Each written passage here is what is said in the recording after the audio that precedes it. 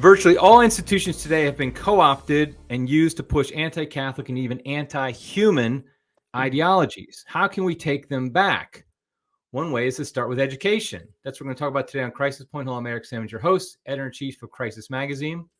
Before we get started, I just want to encourage people to smash that like button, to subscribe to the channel, follow us on social media at Crisis Mag. Also, you can go to crisismagazine.com, subscribe to our email newsletter.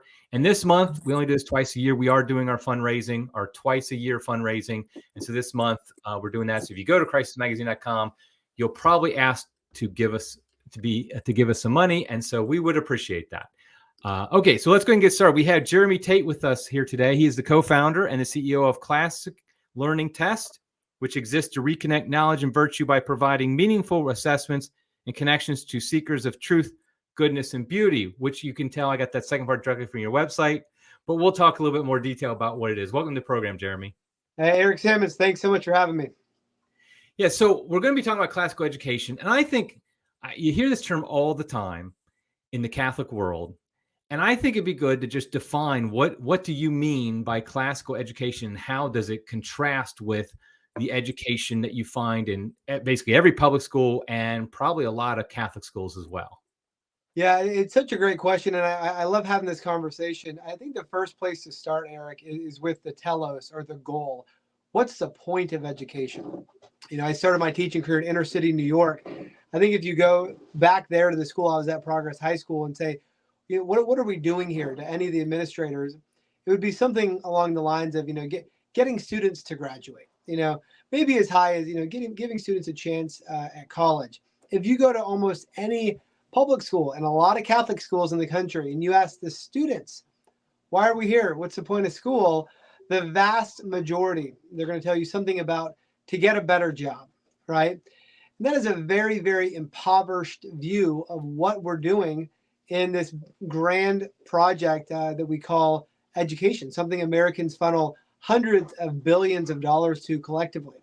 If you go to a Catholic school like Sacred Heart Academy, or a place like St. Jerome's in Hyattsville, Maryland, or Our Lady of Lourdes in Denver, I think you're going to hear the administrators and the teachers and the students respond very differently. They may respond with things like, the point is to grow in wisdom, to grow in a love for the Lord Jesus Christ, to grow in a love for Christ and church. It is a different telos that begins. And this was the ancient view of education that goes all the way back before the birth of Christ. I used to ask students, Eric, in my public school setting, you know, what's the purpose of education? They would say to get a better job. And then I would write this quote. It's not a direct quote, but it's kind of a synthesis from Plato's Republic. The object of education is to learn to love what is beautiful. They'd be like, what is that? They had no category for this. Who's Plato anyway, right? And this is something that Catholics very much agree with the ancients. You know, we of course have made it clear that it's ultimately cultivating a love for Christ and church, but that education is formation. And you think about, for generations and generations, they didn't even call it education. They would say a young man or woman is being sent off to formation, especially if someone was going to enter the seminary to become a Catholic priest. This vision of education as formation has been wholly lost in the public school arena, and it has been nearly lost in many, many, many Catholic schools. But there is now a revival, a renaissance. You can call it classical education. A lot of great Catholic educators don't like that term. They prefer to say education from the heart of the church. And I think the language in both cases is great. Yeah, so it's interesting. My dad was actually a public school teacher, then principal, administrator, and superintendent finally in 30 some years. And so it was awkward when we started having kids and we didn't want to send them to public schools. Uh-huh. But the idea of public schools, like this idea of get a job, and I would even argue it's somewhat of a conditioning of kids to be good citizens. And I don't mean that necessarily in a good way. I mean that more in a compliant citizens. Probably that's a better way to put it. Compliant citizens. And that seems to be very common in like how education is done, because you see it's going to be, because a lot of the stuff they're teaching in the schools today isn't even about getting a good job. It's about right think, the ideology, going on with the ideology. How did this all happen? I mean, if the classical idea, if the ancient idea, the medieval idea was education is this, what happened to get it all off course where basically now it seems to be more about indoctrination, or at best just how to find the most high paying job? Sure. I think there's a misperception that education just kind of gradually drifted in the wrong direction, beginning in the 20th century. It was actually very coordinated and very intentional. There's a book that came out about a year ago, The Battle for the American Mind. This is one of my dear friends, David Goodwin. He's the president of the Association of Classical Christian Schools, our Protestant brothers there. He co-authored this with Pete Hegseth over at Fox News. But it really chronicles the history of education in America, and especially what happened when education became compulsory. And there very much was, and I think early kind of fringe progressives 100 years ago understood that you don't have to take control of every American institution to essentially own the culture. You just need to take control of education. If you control education, you're going to eventually influence and control everything else. And so the way we see it, Eric, there are kind of four main levers that education at the high level is controlled by. And so one of these is accreditation. If a school has to jump through hoops that are disconnected from its mission, Catholic schools, if they have to jump through hoops to keep their accreditation, that's going to mean mission drift, right? I've talked to Catholic superintendents who say the days are numbered where a Catholic school can be both accredited and authentically Catholic, because none of these accrediting agencies are Catholic, right? We're deferring to define legitimacy to these secular organizations. Another one is the control of public funds, right? We funnel 95% of all tax dollars into one very new vision philosophy of education, modern secular progressive education, and instead of Catholic or classical education. Eric, here we believe another of these levers, of course, is standardized testing, right? I think the really crass way to put it is that whoever controls testing in many ways controls education. The test tends to drive or dictate the curriculum, at least to some degree. And I'm not saying that's a good thing or a bad thing, but it does seem to be kind of a reality that the test does drive the curriculum. The last one is teacher certification. And so if a student, a young person, a college student, has to go to the state ed school in order to teach and get a license, and they have to ingest a bunch of bad ideas for 4 years in order to get that license, that's going to have a profound impact. And we've been in that situation even at many Catholic schools. A lot of Catholic schools say you've got to have your state certification to teach here. But a lot of the new Catholic schools, Eric, are a lot of the ones that have re-embraced the tradition of the church. Sometimes they view that certification as a liability. They understand that if a student has gotten the certification, they may have been formed in all the wrong ways. So they're hiring directly from Thomas Aquinas College, directly from Christendom, directly from Hillsdale. And I think often they're getting better teachers doing it that way. Yeah, so I want to talk about the testing and whatnot in a minute, but we kind of both made a comment, somewhat derogatory comment about just education to get a job. But on the other hand, obviously, people need to make a living. Particularly, I'm thinking of a father of a family needs to have some type of skills that he can make a man, raise a family, whether it be a plumber, computer programmer, lawyer, whatever the case may be. And so what is the distinction then between education, as you're talking about, and for lack of a better term, like skills training, I guess, in order to have a livelihood? And is there like a progression you see as ideal? Like, okay, you do the classical education early on, but then at some age you start now doing skill training or something like that. How does that all kind of come together? Because I think that's a big debate, is like, okay, I'm going to college because I can get a better paying job than if I don't go to college. I can support my family better. It doesn't even have to be like greedy, just might be, hey, I can support my family better if I go to college. So at what point do you think that is there a point in which a school, whether it be a high school, university, should do skills training rather than more classical education? It's such a great question. I'm sitting here in downtown Annapolis, just about 2 blocks from St. John's College. St. John's College it's not a Catholic or Christian school, but it is a classical college. It is great books only. There are no majors. And when parents tour the school and students, they say, okay, this seems interesting. A deep dive into the Western intellectual tradition. That sounds interesting. What is my kid going to do with this? And Right. as an employer, we're over here saying, you can't send us enough of these young people. They've learned how to actually think. They've learned how to write well and speak well, listen well. And these are rare traits or virtues that are increasingly hard to find. And I think it's been, about a fourth of our graduates are from Hillsdale College. This is a school that is not doing kind of the pragmatic, practical thing. And so in a job market like ours, where it's rapidly changing and the changing continues to accelerate, the ability to think about markets, to anticipate where industry is going, a disproportionately high number of entrepreneurs have had some kind of a classical education. To be able to be kind of both in the weeds and take, the 10,000-foot perspective as well. These are kind of the fruits of a well-trained mind. That a classical education is becoming far more, I think, not less valuable in terms of navigating this.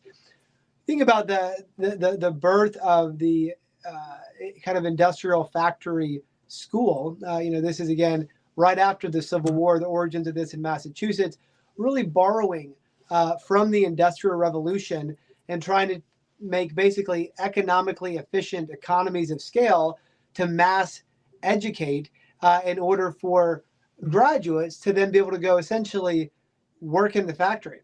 We're in a very different job market right now. A lot of young people are piecing together 3 or 4 different jobs. A lot of people do freelance work. And so it takes more thought, I think, maybe than ever before, to have a really, really successful career and to navigate this rapidly changing market. And I think these students are especially equipped to do that well. I remember this is probably 20 years ago, probably. I was working for an internet startup company, and I was in charge. One of the things I did was I was in charge of customer service to answer questions when people had problems with their, it was a hosting company. But I remember I was hiring people who were in college and as well as graduates. And one of the biggest frustrations to me is they couldn't communicate with the customers. Like, they were technically adept, but the problem is the customer, for example, would write in and they would say, oh, I can't do this. And the customer wouldn't always necessarily know what their real problem was, obviously, because they have a problem. And I would get frustrated because the techs would not, I mean, their writing skills were just very poor, on just like to the point where sometimes I would even see where they would respond and it'd be the opposite of what they actually meant to say, almost. I mean, and that was something kind of to your point of, they might have the tech skills that if they knew what the problem was, they could actually go into the computer and they could fix it, but they couldn't actually problem solve and determine, like, okay, what does this person really need? And then communicate with them that. So that was a kind of a light bulb for me of the need for more than just having these tech skills. Now, that all being said, there are some, I mean, how would you argue then, for example, I mean, there's some jobs where you just need like plumbing, being a plumber, Sure. or an electrician, Yeah. and some computer stuff, like a lawyer. How would you then say for somebody like that, what is the value of classical education? And should there be a point where at what point do they then move on to, okay, I have to actually get some specific skills for these jobs? Yeah, there's a couple newish colleges I'm so excited about. So one of these is the College of St. Joseph the Worker, where I think they've identified exactly what you're talking about. And not only do we have a crisis, and I think we've all experienced this, like during COVID especially, the fridge breaks and we all realize, like, wow, there's not many people who know how to fix this. And what often happens as well is that to have a plumber come in, to have a skilled tradesperson come in, who can also be great with the customer, who can be empathetic, right? and have these personal skills as well. This is what the College of St. Joseph the Worker has identified. So they're marrying a serious Catholic great books education with HVAC and welding and plumbing. Harmel Academy is doing the same thing in Grand Rapids, Minnesota. I'll be out there at the end of January. But the same concept. And, we've been a part at CLT of a number of new colleges trying to launch. It's really hard to launch a college right now in kind of a contracting market. Less kids are going to 4-year brick and mortar colleges than they were 10 years ago. But this particular vision of marrying the hard trades and dignifying the work of the hands, but doing it in a way that is also combined with serious Catholic formation, I think this is the very best of both worlds. I think the young people graduating from Harmel Academy or the College of St. Joseph the Worker, not only are they going to be great plumbers and tradesmen, but I think they're going to go on to launch great plumbing companies as well, and to be leaders in these very, very important industries. Yeah. So what then would you say is kind of the ideal? Because high school, obviously, and before you have classical education, then you have college level, university level classical education. Excuse my ignorance here, but would the university level just be more intense than the high school level? Like, what if you've gone to a classical high school education, or let's say you're homeschooled in a curriculum very much the classics based? What then is the purpose of going off to a college that would also be classically based at that point? Or should they maybe go some other route? The ages, we know the ages of 18 to 22 are uniquely formative, for a young person. So a lot of kids, they will say to mom and dad or to the college counselor, I've done 12 years at this, classical Catholic school, or I want something a little different. I think many of these students, my daughter being one, she's graduating in May from an all-girls Catholic school, Mountain of Sales Academy. We felt like she was in a good place to be able to go off to a public university. She's an athlete. She's going to be running in college. I think every student's going to be a little bit different in terms of, where they're at in terms of their maturity. Some are going to be followers. Some are going to be leaders. But it's a really great question. And we're living through right now, Eric, a seismic shift. And in some ways, a collapse of kind of education as we've known it. Right. It was only 5 or 6 years ago, a Harvard professor said that he thought within a 10-year period, 50% of American 4-year brick and mortar colleges are going to close. And we have seen a number close already. I don't know. I believe Christensen was the professor. I don't think it's going to be quite that high, but I think it could be 25 or 30% of colleges that close. And the reason is because, we've got online, we've got, and as long as you have a vision for education of like, it's only credentialing, it's only acquiring knowledge, right? There's no reason an online program can't take the place. But if education is formation, a young person goes out to Wyoming Catholic, they come back different. They're a different kind of person when they graduate. And that's why I'm really, really excited about the future of a lot of Newman Guide type colleges, a lot of the faithfully Catholic colleges. But look, it's also not for everyone. And I think that we have bought into a very silly idea that college is for everyone. It wasn't for everyone 50 years ago. It shouldn't be for everyone now. I think a lot of people are starting to wake up to that reality. Yeah, I want to explore that for just a minute, because I have had 4 of my children go off to 4-year colleges over the past 8 years. So I know that world, at least, what's involved with it. And I just think that it seems like, and they all went to Franciscan University, University of Dallas, so good schools. But just looking at the whole arena when we were exploring public universities and Catholic universities, whatnot, or not going to university and maybe getting a trade, something like that. It just seems like it's a house of cards that has to fall apart, because the costs are just so ridiculously high now. And like you said, ultimately, they kind of, most of these schools proved it during COVID that they didn't even need to have all this stuff. You didn't need to have the bricks and the mortar, because they literally said, well, we're going to charge you the exact same amount, but now you just do it from your house. Well, what's the point of paying for all these everything else then? If it's just, I mean, a lot of it, which is left unsaid, is simply for the party experience, which is translated in, I'm sorry, the college experience was translated into party with your friends for 4 years without the parents around. And so it just seems like the whole thing is going to collapse. And so is your prediction like probably within 10 years, we'll see a massive number of schools that are closing, or will costs go down? And what are the schools that are probably the most vulnerable to collapse? Yeah, it's a great question. You know, there's always a lag between new disruptive technologies and totally displacing. You know, so when the car is invented, it's not like every, you know, horse and buggy are out of a job the next day, but it happens, you know, within a decade or two.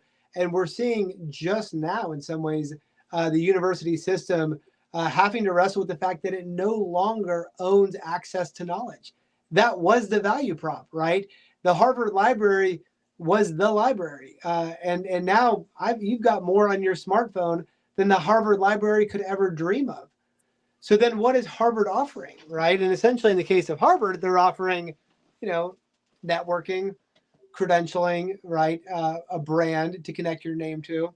But in terms of the actual, you know, there is this lag between the degree that is supposed to be, which is essentially a signal, and how that gets kind of redigested and people rethink it. And so, you know, a degree from a place like Harvard, I don't think it means, you know, what it used to mean. And at the same time, I think a degree from a place like the University of Dallas, where employers are figuring this out, right? Employers are competitive. I will, if I know nothing else, and I have to choose between a UD graduate and a Harvard graduate, I'm going UD every single time, right? Because I know the way that they've actually been formed, right? And they haven't just been formed to be, you know, well-read. They've been formed to be virtuous in a world right now where people can work from home and kind of phone it in and get by doing that, and, you know, jump from one job to another. The greatest need for almost every employer is virtuous employees who are going to do right by their employer, who are going to do the right thing when nobody's looking. And these schools are doing that. They're forming young people. I think it's been a lot of the kind of the secret sauce for why CLT's been able to do what we've been able to do, is specifically hiring young people from these kinds of colleges. Okay, I'm going to get to CLT here in a minute, but it's just everything you say something, I think of something else. I'm like, okay, I got to ask this. I'm going to put you on the spot here a little bit. I know there's a Newman Guide, of course, for good Catholic colleges, and I think most of us Catholic parents who are listening say we've consulted that, and it's been just a godsend. But do you have, like yourself, certain Catholic colleges that you think are kind of the cream of the crop, like really ones that you, like you just said, if you got a UD versus a Harvard person, you would go with the University of Dallas person? Are there certain schools where you're like, if you see that on their resume, that you're like, that's somebody that I know is going to be a solid worker and all the things you said? Yeah, I love all the Newman Guide schools. I'd be super hard pressed to pick one over another. There's some great colleges as well that are not Newman Guide. I think of a place like the Catholic Studies Center at the University of St. Thomas in Minnesota. It's a small enclave in a very large Catholic university that is just gold. And so there are some solidly Catholic options even outside the Newman Guide. One of them that's very special to me is Thomas Aquinas College. I had a chance to go out and visit about a year ago, and you know, you've got 15 students. They're well dressed. They're wearing blazers and ties. They're sitting around a big round table, no devices to be seen, talking at a deep level about the kinds of the texts that have shaped human history. I think a TAC grad, a UD grad, you talk to them for 5 minutes, and every time it's kind of like you're a uniquely educated person. You just get it. There's a humility, there's an intellectual humility, there's a curiosity as well, and a ability to get to the bottom of things as well, which is again increasingly hard to come by. Yeah. How about speaking of a non-Catholic option, it wouldn't be on Newman Guide because it's not Catholic. Hillsdale. The guy who brought me into the church actually 30 years ago, he's a professor there. And we have had a number of people at our parish who are actually converts to Catholicism. They went to Hillsdale as a Protestant and became Catholic, even though the school is not itself Catholic. Do you have experience with Hillsdale and like what it produces? Yeah, Hillsdale is one of our closest partner colleges, and in fact, about a fourth of all CLT employees are Hillsdale College graduates. So, well, we love to hire. They were one of the early adopters, 2016, 17, more than any other college. Kind of put us through the ringer. I remember the phone call with Doug Banbury, who's the VP of partnerships, and he said, "We love the concept, Jeremy, but we're not going to put the Hillsdale name behind it unless it's up to snuff." And formed two separate committees to really investigate, what we were up to. But really, they have helped. The impact of Hillsdale goes far beyond Hillsdale, Michigan. And I think they have allowed Americans to reimagine what a college can look like. In fact, one of their taglines is what college ought to be. I mean, the first time I saw that, I'm like, that is arrogant right there. And the more I've gotten to know Hillsdale, I'm like, yeah, no, it's basically just accurate. And it really is. And look, they're down to a 17% acceptance rate. And yeah, no questions asked. I mean, same thing I said about UD, I would say about Hillsdale. If we see a Hillsdale applicant coming in, we take that very seriously. And we've never been disappointed. We've never been disappointed. Our whole marketing team, there's 4 of them, all Hillsdale graduates. And it's a real gift. I think America owes a debt of gratitude to Hillsdale College. Yeah, I've only heard good things. I'm actually going up next year to Michigan, making a trip. I'm going to try and make a trip over there because I've actually never been there, even though, like I said, my friend's a professor there. So let's talk a little bit now about CLT itself. And so why don't you just explain, why did you start it up and what is it? So, because some people might have no idea actually what the classic learning test is. Sure. Yeah. And it's interesting, Eric, because I think folks can initially be a bit skeptical, like, oh, standardized testing, that's not classical. Isn't that where everything went wrong with education? I think it requires starting with, what is the College Board? The College Board is the most powerful organization in American education. They have tentacles in every school in America, almost. Not everyone, but 95%, right? They control AP curriculum, AP testing, Accuplacer, PSAT, SAT.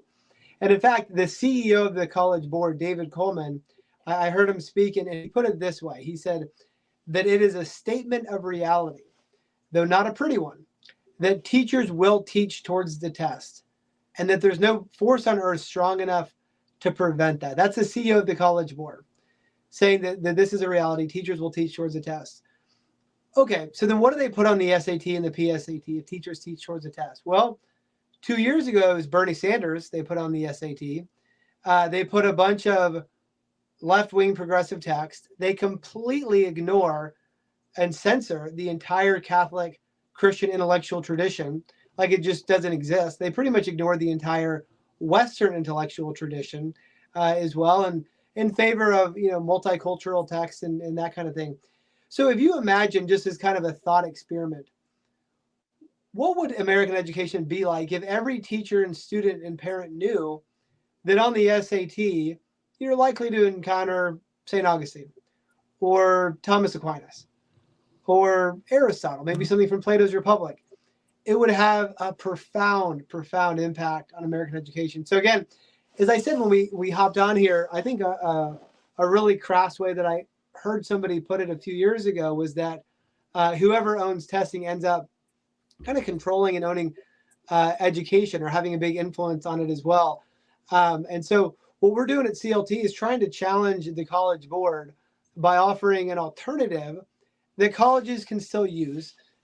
Colleges can equate an SAT and a CLT score to essentially mean something similar in terms of the level of academic ability a student has. But students who are well-read, they're comfortable reading Dante, they're comfortable reading Boethius, they're going to be able to do better on the classic learning test than students who have never been exposed to these kinds of texts. And so the hopes here are very big. And ultimately, we hope that in 10 years, and I think to some degree this is happening already, even the parent who's just a pure pragmatist, They just want their kid to get into the best college, and that's all they're thinking about. If we can make the CLT a gold standard in American education, the parent's going to say, you know what, if we want them to do well in that, we need to get them into a classical school, a classical Christian school, a serious Catholic school. I mean, we are so quick to forget. We're so quick to forget as a people, as Catholics. We created universities. The modern university system was born out of medieval Christendom. We created so many of the first schools in America.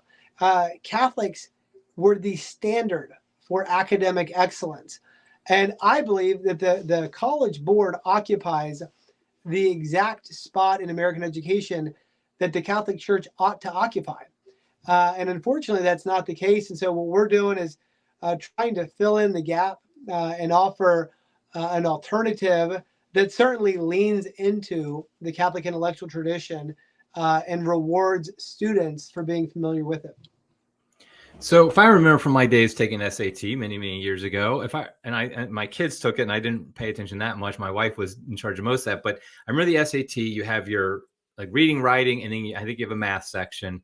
So how does the CLT fundamentally, like what are an example of how the questions would be different? I would assume on the math section, I mean, do you guys have a math section? And if you do, how is it any different? But more on the writing and thinking, how does the CLT really bring out somebody who's classically educated would do better? Like what's an example of how that would happen? Sure. I'd love to give you maybe 3 or 4 kind of quick examples. So one of the things that the CLT did is we retained elements of aptitude testing. Aptitude testing, it's not achievement testing. Achievement testing measures mastery of a particular body of content. Aptitude testing is trying to get at a well-trained mind, cognitive ability. One of the hallmarks of aptitude testing are analogies. When I took the SAT in the late 90s, I graduated in 2000, the SAT was full of analogies. There is not one analogy on the SAT anymore, not one. I didn't know they dropped that. Yeah, they completely got rid of them because they went in the direction of achievement testing. The SAT now and the ACT, they're both Common Core achievement tests, is what both of them are. Another way that CLT is doing this is, again, through source material. And so whereas the College Board, maybe you're reading a passage about, I'll just tell you a few of the actual ones, the processing of Greek yogurt, right?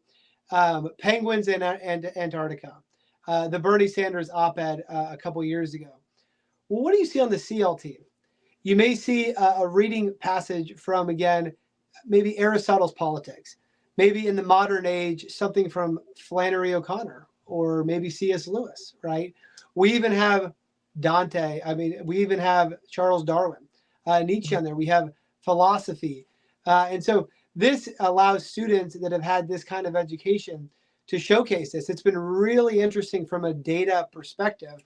Our public school students, they don't do very well on the philosophy, religion part of the CLT. They've often never been exposed to these kinds of texts in their life. They may be going into the test and they've never even heard the word philosophy or theology. So we want to be able to do this. On the math side, something very similar. And by the way, the CLT structurally is a very simple structure. It's 40 verbal reasoning questions, 40 grammar writing questions, and then 40 math or quantitative reasoning questions as well.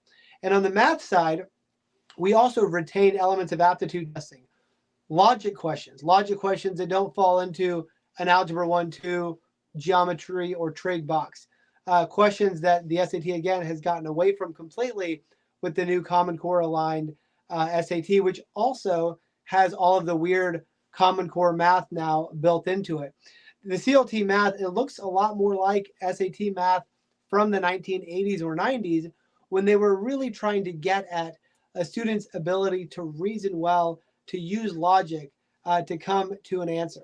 So those are just some of the high level ways I think that we're quite a bit different. Yeah, so it sounds like the SAT is a lot different today than it was when I took it, because I took it in the late 80s. And I think like that logic and reasoning, that's kind of what I was talking about when I was talking about the struggles I had with a lot of people who were in customer service for this tech company I was helping run. because they might know the math, they might know the programming language, whatever, but like they couldn't say, okay, you have this problem. What are the steps to go about to solve it? Just logically, okay, if it's try this first, if it's not that, then do this. And you had to think some on that because it wasn't always the same.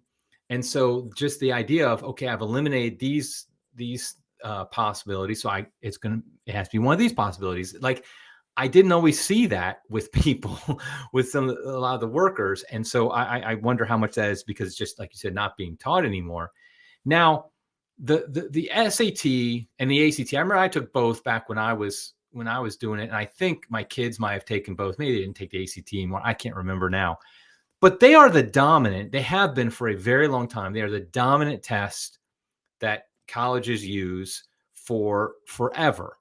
How did you then jump in? I guess it was 2015. I think you said you got started. How did you then start to make inroads to, I mean, it's kind of like, a small software company saying, I'm going to take on Apple or something like that. Like, how would you actually start taking on these behemoths? The CLT story, and just tell you a bit about this, I mean, it's kind of a funny story what actually happened. And so I was running an SAT, ACT prep company. I was working at Mountain Sales Academy, a school run by the Nashville Dominicans. And the new SAT was announced, and everybody knew this was a Common Core alignment. In fact, SAT, the College Board, hired the chief architect of the Common Core standards, David Coleman, to come and be the CEO and align the SAT with the Common Core in order to win big state contracts. And so I was running an SAT, ACT prep company, and I heard people saying, we didn't sign up for this. We didn't sign on to this. Where's our test? So my idea was I would create a prep course for the new test because, of course, there's going to be a new test. Everybody's upset about this alignment with Common Core. And so I was researching who's making the new test. Where do you find that? And I realized, nobody's making the new test.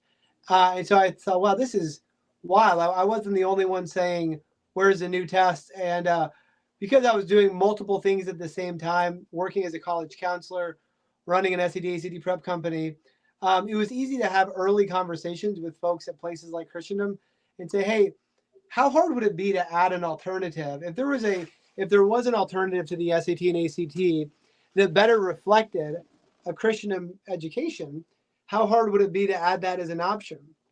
And right away they said, we would actually love that. Nothing like that exists. And so there was kind of a proof of concept just from early conversations and early on connected with folks at the Newman Guide. And they connected me to folks over at the Institute for Catholic Liberal Education, ICLE. And we started to imagine working with folks like Michael Van Ecke. What could this look like?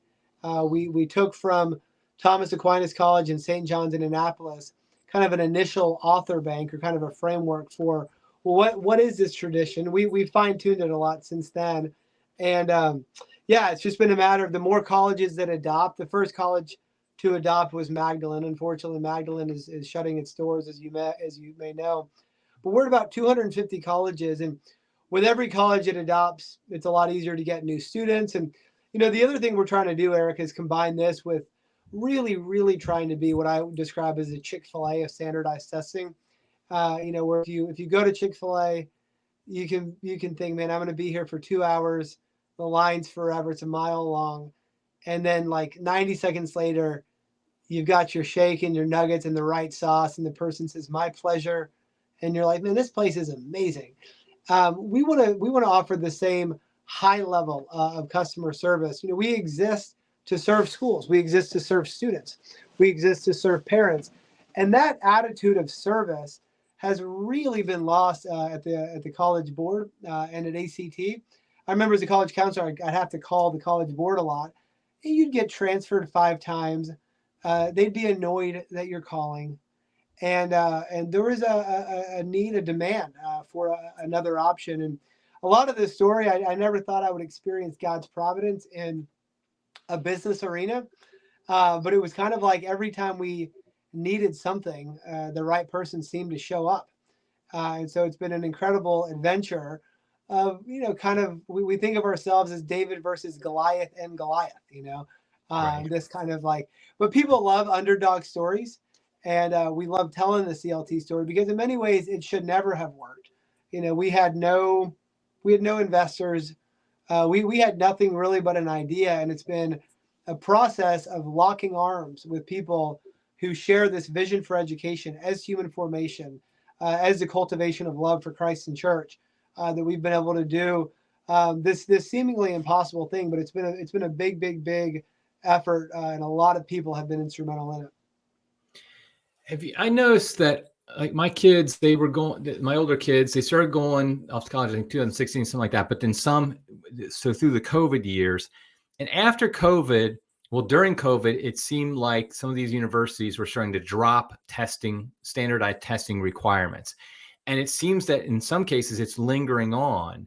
And have you found that our schools in general, maybe not even ones that take CLT, but just maybe SAT, are more and more schools starting to drop the standardized testing? And how does that impact you guys?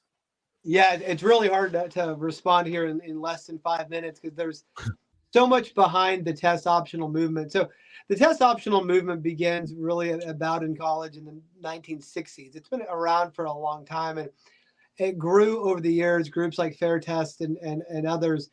But it's become part of the conversation around diversity, equity, and inclusion. And when you think about a place like Harvard or Chapel Hill, a standardized testing is a measure of objective criteria. And when there's a hyper focus on shaping a class around some of these issues involving race, if you have a standardized test, it makes it there's then a liability that you're not being fair, right? And so as these colleges have become more and more focused on shaping a class that they want to bring in for these various reasons, that's a separate conversation. A standardized test has made it hard for them to do that. Now, it also creates other challenges by moving away from that as well. Colleges want to have a high retention rate and not knowing where students are at on an objective criteria. Now, on the flip side, I think you've had on the right, and this is the case with Florida, Florida is now a CLT state. I mean, the whole public university system in Florida utilizes CLT. Florida State, University of Florida. More than half of our students are now in Florida. We're working with a lot of even districts in Florida as well. But I think in states where you've got red legislatures, where you've got more conservative board of governors, in these kind of states, they want this objective hard look at academic performance that regardless of race or ethnicity, that students are going to be held to the same level of academic excellence for both graduation and college entrance. So the future of test optional, I don't know. We saw MIT go back to requiring a test. Purdue went back. The University of Dallas just went back to requiring a test. I think that we're going to see a little bit of a pendulum swing back towards testing, but I don't think it'll be like it was before, or at least for some time. But I think increasingly it is more conservative educators or education states that are really leaning into it still. Okay.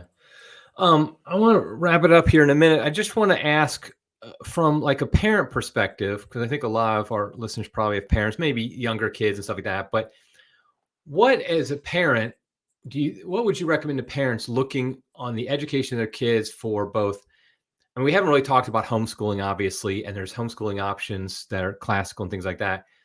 But for parents who are looking at schools for high school and for college, that aren't homeschool options, what would be kind of the recommendation of the guidelines? Obviously, you can, Newman guide and stuff like that, and then there's certain high schools. But kind of what should the parents be looking for when they're looking for these schools for their kids?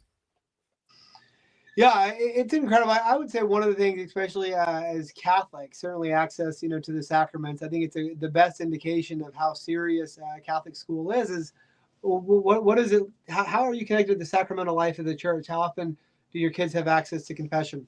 How often do you go to mass as an entire school? Is it every day? My kiddos go to Divine Mercy Academy. They have daily mass. Every day starts off with mass. A lot of Catholic schools, maybe once a month, There's a lot of Catholic schools that have, NFL level, athletic complex, and they've got no chapel. They do chapel, a couple times a semester in the cafeteria or something. It's kind of a distant afterthought. So I think touring campus, getting a sense of how prioritized are the sacraments of the church, I think it's the best way to do it. Okay. Well, that's good. Yeah, that does sound to be the priority. What else can you tell us how to find out more about CLT, like as a parent, as an educator, if somebody with university is watching or anything like that, how can we find out more about it? Yeah, thanks, Eric. Yeah, cltexam.com is our website. We offer assessments from third grade all the way to the CLT senior year in high school. One note, a lot of people don't use the CLT for college entrance. A lot of schools, a lot of high schools, they use the CLT more for internal insight into the academic progress of their students every year. And so if you're a Catholic school and you care, how are our kids doing in terms of their ability to read and understand great philosophy, great religious texts, classical literature, CLT is really the only standardized testing assessment they can get at that kind of data insight. Okay, well, good. So I want to make sure I link to the website on this in the description, the show notes, so people can find it. I think it's great. I mean, I know that the SAT. I don't think we'd heard of CLT when my oldest went off to school, and having her take the SAT and ACT. I mean, my wife would just tell her, basically, this is just a thing we have to do, and we're just going to game the system.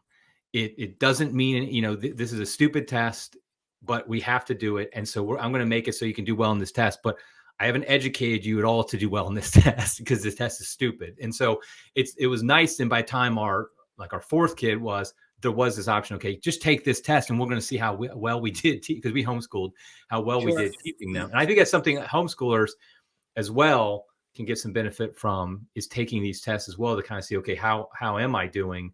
How's the program I'm using doing as well? And Eric, I really want to stress before we get off, we don't want to I graduated in 2000, and back then it was almost like your SAT score was like branded on your forehead. It was like you're a 1020 for life. You're a 1020, yeah. Right?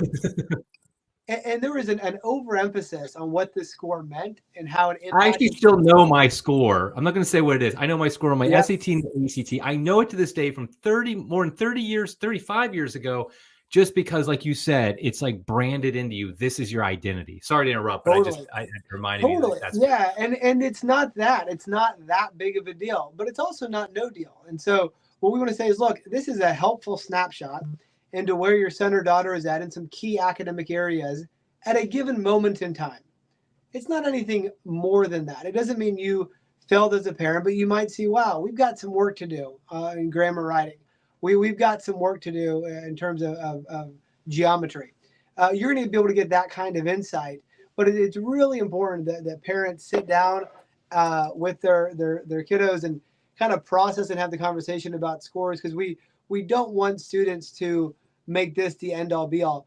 It's far more important that students love learning, that they love books, than that they get a good CLT score. Right. Great. Well, thank you. I really appreciate, Jeremy, you being on the program. Hopefully people will check you guys out and keep up the good work. I mean, it's great to have an option against the Borg of the College Board. So I really appreciate it. So thanks for being on, Jeremy. Eric, thanks so much for having me. Okay. Until next time, everybody. God love you.